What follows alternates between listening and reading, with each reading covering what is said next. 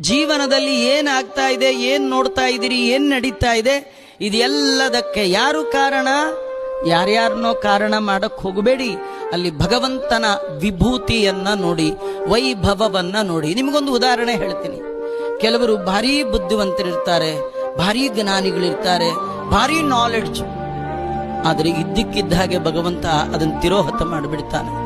ತಿರೋಹತ ಮಾಡಿ ಕೋಮಾ ಸ್ಟೇಜ್ಗೆ ಹಾಕಿಬಿಟ್ಟ ಅಂದ್ರೆ ಎದುರಿಗೆ ಹೆಂಡತಿ ನಿಂತರೂ ಕೂಡ ಐಡೆಂಟಿಫೈ ಮಾಡುವ ಯೋಗ್ಯತೆ ಇಲ್ಲದ ಹಾಗೆ ಮಾಡಿಬಿಡ್ತಾನೆ.